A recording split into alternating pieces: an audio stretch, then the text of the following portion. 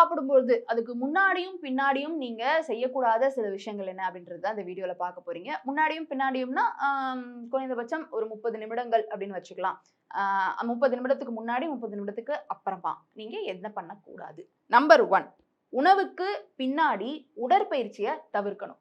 சாப்பிட்ட உடனே வேகமா போய் உடற்பயிற்சி செய்ய போறேன், நடக்க போறேன், ஓட போறேன் அப்படின்னா, ஃபர்ஸ்ட் அந்த உணவு செரிக்கிறதுக்கு ஒரு 1/2 மணி நேரம், இல்ல ஒரு 1 மணி நேரம் டைம் குடுங்க அப்படின்னு சொல்றாங்க. அதுக்கப்புறமா நீங்க வந்து உடற்பயிற்சி செய்யலாம். 1/2 மணி நேரம், 1 மணி நேரம் தாண்டி உங்களுடைய டாக்டரோ, இல்ல உடற்பயிற்சியாளரோ எத்தன மணி நேரம் சொல்றாங்களோ, அதுக்கேத்தபடி நீங்க இருக்கிறதுமே ரொம்ப ரொம்ப நல்லது. உணவுக்கு முன்னாடி அதிகமா தண்ணி குடிக்காதீங்க அப்படின்னு சொல்றாங்க.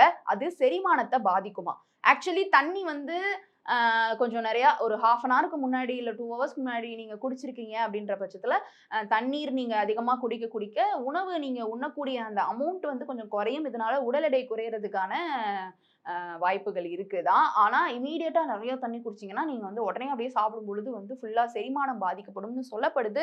ஸ்டில் நீங்க ஒரு டாக்டருடைய சஜஷன் கேட்டுக்கலாம். எப்ப குடிக்கிறது, குடிக்க வேணாம் அப்படின்றத பத்தி. வெறும் வயித்துல காஃபி அல்லது சீனி பானங்கள வந்து தவிர்க்கலாம் அப்படின்னு சொல்றாங்க. இது அஜீரணத்த வந்து ஏற்படுத்துமா. வெறும் வயித்துல எந்திரிச்சு காஃபி, டீ இல்ல சீனி கலந்த பொருட்கள் இதெல்லாம் வந்து நீங்க குடிக்கும் பொழுது இந்த பாதிப்புகள் உண்டாகுது. எல்லா காலமும் நாங்க காலையில எந்திரிச்ச உடனே காஃபி, டீ தானே குடிக்கிறோம் அப்படின்னு நீங்க சொன்னீங்கன்னா, இனிமே நீங்க தவிர்த்துக்கலாம். அண்ட் அடுத்ததா உணவு சாப்பிட்ட உடனே போய் படுத்து தூங்க வேணாம் அப்படின்னு சொல்றாங்க. அஃப்கோர்ஸ் செரிமானத்த பாதிக்கும். நீங்க ரொம்ப வெயிட் போட்டுருவீங்க. கரெக்ட்டான அந்த ஒரு டைஜஷனுக்கு ஒரு ஒரு ஒரு டைம் குடுங்க. உட்கார்ந்தாவது இருங்க. படுத்துறாதீங்க படார்ன்னு அப்படின்னு சொல்றாங்க. உணவுக்கு முன்னாடியோ, பின்னாடியோ மன அழுத்தம் இருக்கக்கூடாது. அது வந்து உங்க உடலுக்கு மிகப்பெரிய பாதிப்பு. செரிமானத்த வந்து பாதிக்கும். மன அழுத்தத்தோட சாப்பிடுறது, மன அழுத்தத்தோடயே வாழ்க்கைய நடத்துறதுன்றது ரொம்ப மோசமான ஒரு செயல். அதனால கொஞ்சம் சந்தோஷமா சாப்பிடுங்க. சாப்பிடும்போதாவது சந்தோஷமா இருங்களேன் அப்படின்னு சொல்றாங்க. உடனடியா போய் குளிக்க வேணாம். இதுவுமே செரிமானத்த பாதிக்கும். பிகாஸ் நீங்க உணவு சாப்பிடும்போது உங்க பாடி ஒரு ஹீட்ல இருக்கும் இல்லையா? அது வந்து அந்த உணவ வந்து பிரேக் டவுன் பண்ணி செரிக்கிறதுக்கு வந்து உதவி பண்ணுது. உடனடியா போய் டடார்ன்னு குளிச்சிட்டீங்க அப்படின்னாக்கா, அது வந்து உங்க பாடிய டப்புன்னு சில் ஆக்குது.